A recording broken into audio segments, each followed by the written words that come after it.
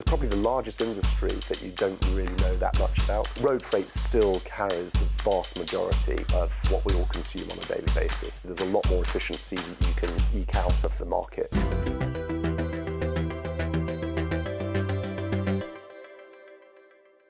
Hello and welcome to this episode of The Big Question, the series from Euronews where we speak to some of the most influential people in the world of business. I'm Angela Barnes and today I'm joined by Lyall Cresswell, the founder and CEO of the Transport Exchange Group, otherwise known as TEG. Lyall, it's a pleasure to have you with us on the show. Thanks, it's great to be here. Thank you. Well, first of all, Lyall, tell us more about what you do at TEG. We've started this platform at TEG some 26 years ago. We're a business-to-business or B2B platform serving the transport and logistics industry. Road freight still carries the vast majority of what we all consume on a daily basis. And our platform then supports the whole of the workflow, right the way through to things that you're probably familiar with, the tracking, the proof of delivery, and also in our platform, the invoice and the settlement and the payment as well. Great. So we support that whole life cycle.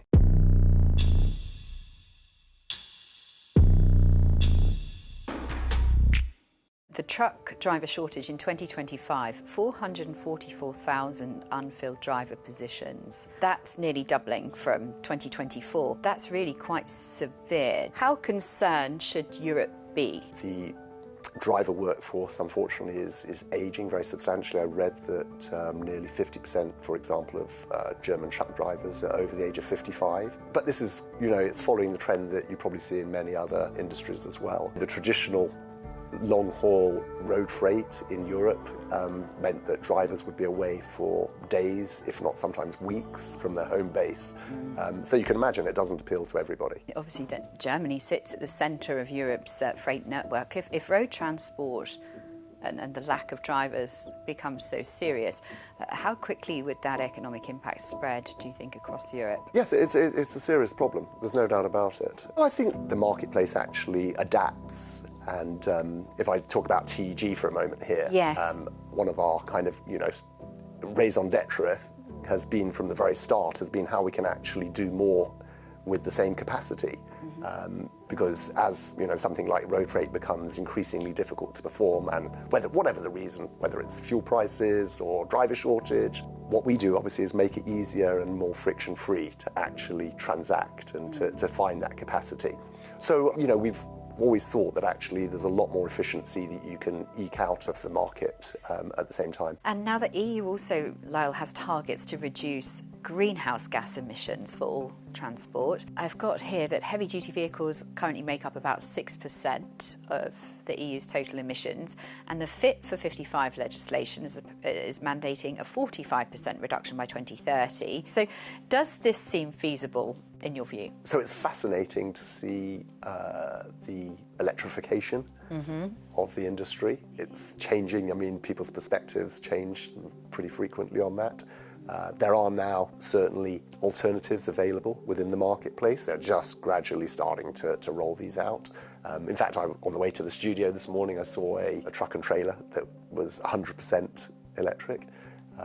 There is a trade-off, just as with passenger cars, but especially keenly felt in the trucking industry, which is, of course, the battery itself is very heavy, and that means that you have a slightly reduced payload because you're carrying the battery around, of course. Which obviously, if you're trying to fill up a truck, means that you potentially have fewer paid kilos or tonnage that you're carrying. The infrastructure, is it in place to support further electrification? One of the other things which, if you weren't in the industry, you wouldn't be aware of, is that a lot of the smaller businesses buy in the second-hand market.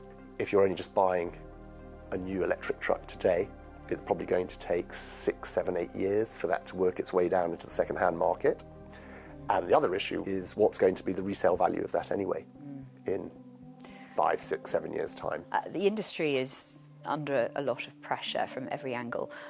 What's the biggest challenge right now, would you say? Right now, I would have to say that it's obviously, just as we speak now, is fuel prices. So fuel represents approximately 30% of the cost of a transport company. So let me explain that the market actually generally tends to sit in two different areas. So you can have contract logistics, but there's also a huge spot market, like spot markets in any other commodity. Yes. Generally speaking, businesses in the contract market will have a fuel escalator built into that. That's not the perfect panacea for that, because obviously you've got to pay for fuel ahead of when you get paid for your work carried out. So you've got cash flow issues there. But in the spot market, of course, it's totally about supply and demand on any given route, So it on must any be given time. very difficult to price, really, at the moment, given the volatility. Oh, of the markets. incredibly difficult. They've got to take some kind of bet. They hedge their risk as well. But it's a continual adjustment, I guess, every single day. I can imagine. And we often hear as well that European businesses are being squeezed by weak investment, tight financing. So do industries like logistics sometimes, do you think, get overlooked despite how essential it is? Yes, and it's a huge problem, really. I guess one of our missions over the past quarter of a century has actually been to raise the profile of the industry, because it's probably the largest industry that you don't really know that much about. I think it's fair to say. It's true. We are often concerned when stocks run out on the shelves, aren't we? Rather than sort of what else is going on behind the scenes.